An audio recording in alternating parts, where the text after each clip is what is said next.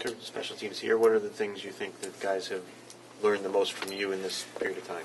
I would say that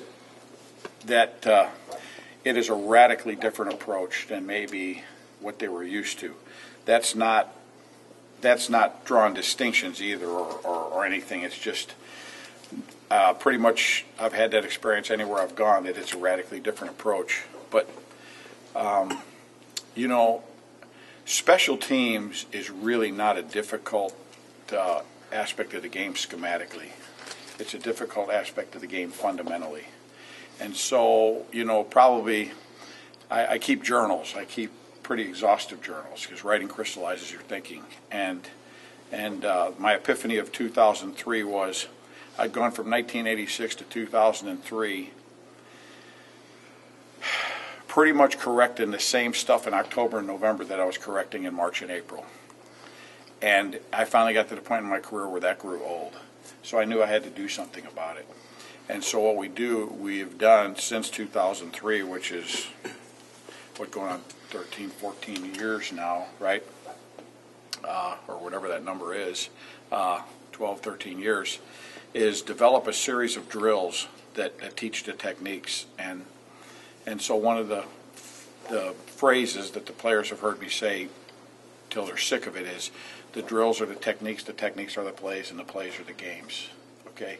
We are building this team from the inside out and from the ground up, teaching them technique and fundamentals, teaching the art of contact, teaching the art of escaping contact, and really teaching them where home is. And what I mean by home is so that when we get to September, October, November, it's going to get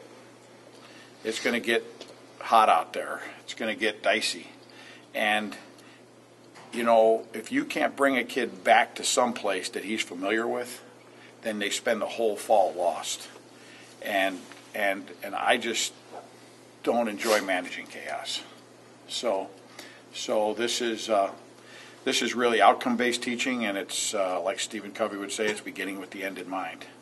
So these players really right now don't really even have any idea what one of these team plays is going to look like. But when we go to the fall and we say, you got him, that's going to trigger a picture. Make sense?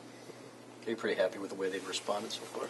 I'll tell you, I am happy, and I'll tell you, it's a real credit to Brady Hoke and the guys that have been here, because they recruited some high-character kids that really work hard and really are bright-eyed and bushy-tailed to come to work and practice. And these are long practices, and they do it with a smile, And I'll tell you, Coach Harbaugh has an interesting philosophy.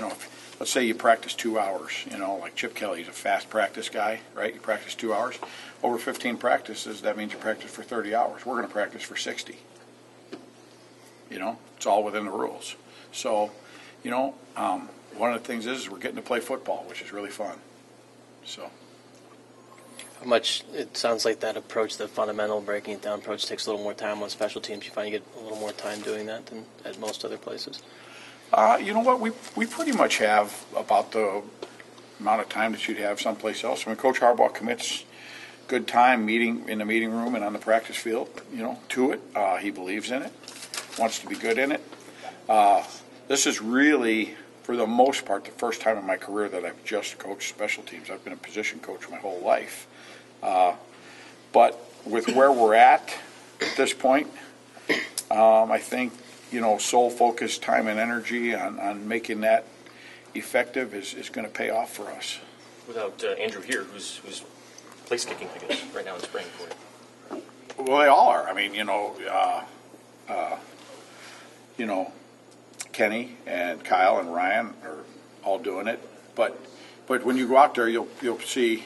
Right? Did you see one field goal today go at the uprights? Yeah. Okay. Good. Well, if you let me save you. So let me save you some time. No, not one field goal went at the uprights today. Okay. We are not going to do 1 ounce of teamwork. Okay. Meaning, put it all together. So those guys are individually working on snapping, holding, and kicking into nets, and working on their swing. And I can tell you this, we'd go down there, if you were watching, you'd see balls going all over the place, okay?